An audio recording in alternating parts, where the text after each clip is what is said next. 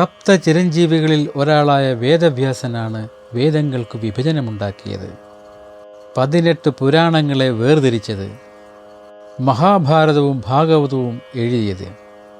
മുക്കുവ സ്ത്രീയുടെ മകനായ 4 വേദങ്ങളെയും പകുത്ത വേദവ്യാസൻ ദളിതനോ? പരാശര മുനിയുടെയും മുക്കുവൻ്റെ മകളായ കാളിയുടെയും പുത്രനായി ജനിച്ച കറുത്ത നിറത്തിലുള്ള അദ്ദേഹം വേദവ്യാസനായതെങ്ങനെ? അറിഞ്ഞിരിക്കേണ്ട സത്യങ്ങളും മിത്തുകളും. ഏവർക്കും സ്വാഗതം. വ്യാസൻ്റെ കുലമഹിമ അറിയുന്നതിന് മുൻപ് അദ്ദേഹത്തിൻ്റെ മാതാപിതാക്കൾ ആരായിരുന്നു, അവർ ജനിച്ചത് എങ്ങനെയൊക്കെ എന്ന് അറിയണം. പരാശര മുനിയുടെയും സത്യവതിയുടെയും മകനാണ് കൃഷ്ണൻ എന്ന വേദവ്യാസൻ, ദ്വീപിൽ ജനിച്ച കൃഷ്ണദ്വൈപായനൻ. ആരാണ് പരാശരൻ? വസിഷ്ഠ മഹർഷിയുടെ പുത്രനാണ് ശക്തി. തികഞ്ഞ ബ്രാഹ്മണനാണ് വസിഷ്ഠൻ. അദ്ദേഹത്തിൻ്റെ പുത്രനാണ് ശക്തി. ശക്തി അദൃശ്യന്തി എന്ന യുവതിയെ വിവാഹം ചെയ്തു. കൽമഷപാതൻ എന്ന രാജാവ് ഒരു പ്രത്യേക സാഹചര്യത്തിൽ ഒരു മുനിയുടെ ശാപത്താൽ രാക്ഷസനായി മാറി. 100 പുത്രന്മാരുണ്ടായിരുന്ന വസിഷ്ഠൻ്റെ 99 മക്കളെയും അദ്ദേഹം വിഴുങ്ങിക്കളഞ്ഞു. 100ാമനായ ശക്തിയെയും കൽമഷപാതർ വിഴുങ്ങി. അങ്ങനെ 100 മക്കളും നഷ്ടപ്പെട്ട വസിഷ്ഠൻ ദുഃഖിതനായി തീർന്നു. എന്നാൽ മക്കളെ നഷ്ടപ്പെട്ടതിനാൽ തപശക്തി കൊണ്ട് കൽമഷപാതരെ ശപിക്കാനോ അല്ലെങ്കിൽ ഭർസിക്കാനോ അദ്ദേഹം തയ്യാറായില്ല. അദ്ദേഹം ആത്മഹത്യ ചെയ്യാൻ തീരുമാനിച്ചു. പല മാർഗങ്ങളിലും അദ്ദേഹം ആത്മഹത്യാശ്രമം നടത്തി. പുഴയിൽ ചാടി, പർവ്വതത്തിൻ്റെ മുകളിൽ നിന്ന് ചാടി, അഗ്നിയിൽ ചാടി, കടലിൽ ചാടി. എന്നിട്ട് അദ്ദേഹത്തിന് മരിക്കാൻ കഴിഞ്ഞില്ല. ഒടുവിൽ നിരാശനായി ആശ്രമത്തിലെത്തിയ വസിഷ്ഠൻ മരുമകൾ ഗർഭിണിയാണെന്ന് മനസ്സിലാക്കി തൻ്റെ ദിവ്യദൃഷ്ടിയാൽ മകൻ നഷ്ടപ്പെട്ട സ്നൂഷ എങ്ങനെ ഗർഭിണിയായെന്ന് വസിഷ്ഠൻ അറിഞ്ഞു. ശക്തിയുടെ ആത്മാവാണ് പുത്രോൽപാദനം നടത്തിയതെന്ന് മനസ്സിലാക്കി സന്തോഷത്തോടെ മരിക്കണമെന്ന ചിന്ത കളഞ്ഞ് മരുമകളെ അദ്ദേഹം പരിചരിച്ചു. ഗർഭസ്ഥ ശിശു വേദോച്ചാരണങ്ങൾ നടത്തുന്നെന്ന് അദൃശ്യന്തി വസിഷ്ഠനെ അറിയിച്ചു. വസിഷ്ഠന് സന്തോഷമായി. അവൾ ഒരു പുത്രന് ജന്മം നൽകി. ആ പുത്രനാണ് പിന്നീട് പരാശരൻ എന്ന പേരിൽ അറിയപ്പെട്ടത്. അങ്ങനെ ബ്രാഹ്മണനായ വസിഷ്ഠന് തൻ്റെ ശക്തി എന്ന മകന് അദൃശ്യന്തിയിൽ ജനിച്ചവനാണ് ബ്രാഹ്മണനായ പരാശരൻ. അപ്പോൾ വ്യാസൻ്റെ അമ്മയായ കാളി എന്ന മുക്കുവ സ്ത്രീയോ? നമുക്ക് നോക്കാം. പുരാണങ്ങളിൽ പ്രകൃതിയിലുള്ളതിനൊക്കെ മനുഷ്യഭാവം കൽപ്പിച്ചിരുന്നു. നദികളായാലും പർവ്വതമായാലും വൃക്ഷമായാലും അവയൊക്കെ അവർ ആഗ്രഹിക്കുമ്പോൾ മനുഷ്യരൂപവും കൈക്കൊണ്ടിരുന്നു. പണ്ട് ശുക്തിമതി എന്ന നദി ചേതി രാജ്യത്തിലൂടെ ഒഴുകിയിരുന്നു. നദികളെ സ്ത്രീകളായി കണ്ടിരുന്ന കാലം. കോലാഹലൻ എന്ന പർവ്വതത്തിന് ശുക്തിമതിയോട് പ്രേമമുണ്ടായി. പർവ്വതങ്ങൾ പുരുഷഭാവത്തിലുമായിരുന്നു.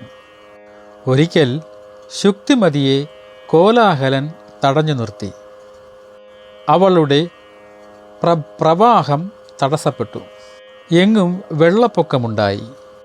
മനുഷ്യരൂപം ധരിച്ച ശുക്തിമതി ചേതി രാജാവായ ഉപരിചരനെ ശരണം പ്രാപിച്ചു. കാര്യത്തിൻ്റെ ഗൗരവം മനസ്സിലാക്കിയ ഉപരിചരൻ കോലാഹല പർവ്വതത്തിൻ്റെ നെറുകയിൽ ആഞ്ഞു ചവിട്ടി താഴ്ത്തി. ആ താഴ്ന്ന ഭാഗത്തുകൂടി ശുക്തിമതി ഒഴുകാൻ തുടങ്ങി. പക്ഷേ ഇതിനിടയിൽ കോലാഹലനിൽ നിന്ന് ശുക്തിമതി ഗർഭം ധരിച്ചിരുന്നു.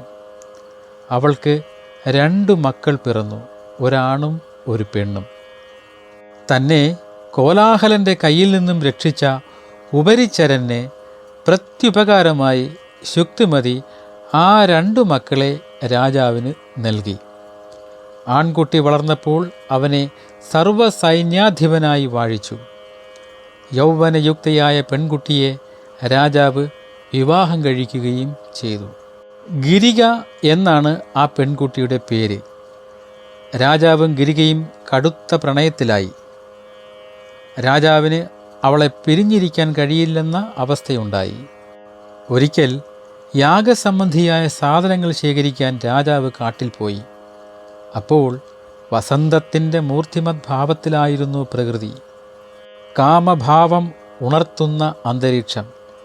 യമുനാ സരസിൻ്റെ ഭംഗിയിൽ ആകൃഷ്ടനായ മനോജ്ഞമായ ആ മുഹൂർത്തത്തിൽ രാജാവിന് ഗിരികയുമായുള്ള സംഘത്തിൻ്റെ ചിത്രം മനസ്സിൽ ഉദിച്ചു വന്നു. നിയന്ത്രണം വിട്ട രാജാവിന് ബീജസ്ഖലനമുണ്ടായി. അത് യമുനാ നദിയിൽ വീണു. അദ്രിക എന്ന അപ്സരസ് ഒരു മുനിയുടെ ശാപത്താൽ മത്സ്യമായി യമുനയിൽ നീന്തി നടക്കുന്ന സമയമായിരുന്നു അത്. അപ്പോഴായിരുന്നു ഉപരിചരൻ്റെ ബീജം നദിയിൽ വീണത്. അത് അദ്രികയിൽ പ്രവേശിച്ചു. അവൾ ഗർഭിണിയായി.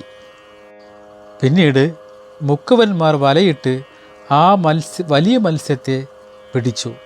അതിൻ്റെ വയറ് കീറിയപ്പോൾ 2 മനുഷ്യക്കുഞ്ഞുങ്ങളെ മുക്കുവർ കണ്ടു, ഒരാണും ഒരു പെണ്ണും. അവർ ആ കുഞ്ഞുങ്ങളെ മുക്കുവ രാജാവിൻ്റെ അടുത്ത് കൊണ്ടുപോയി. മുക്കുവ രാജാവ് പെൺകുട്ടിയെ എടുത്തു. ആൺകുഞ്ഞിനെ ഉപരിചര മഹാരാജാവിനും കൊടുത്തു. മുക്കുവൻ വളർത്തിയ പെൺകുട്ടിക്ക് കാളി എന്ന് പേരിട്ടു. മത്സ്യത്തിൻ്റെ ഗന്ധമുള്ളതിനാൽ മത്സ്യഗന്ധിയായി അവൾ അറിയപ്പെട്ടു. മുക്കുവന് കാളന്തി നദിയിൽ ഒരു തോണിയുണ്ട്. കടവ് കടത്തുകയായിരുന്നു പ്രധാന തൊഴിൽ. കടത്തുകാരിയായി പലപ്പോഴും കാളിയും പോകാറുണ്ട്.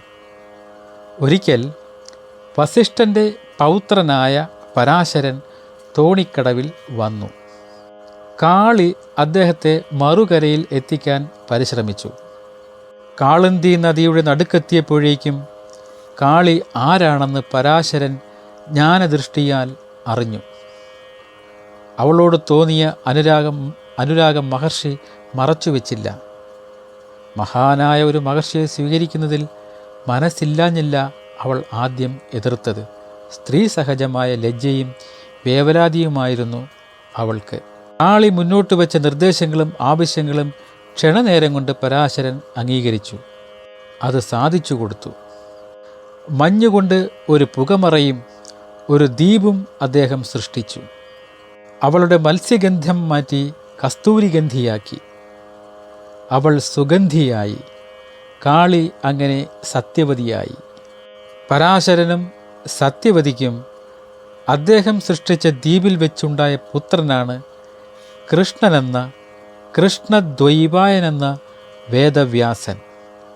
പരാശരൻ ബ്രാഹ്മണപുത്രനും സത്യവതി ക്ഷത്രിയന് അപ്സരശ്രീയിലുണ്ടായ പുത്രിയുമാണ്.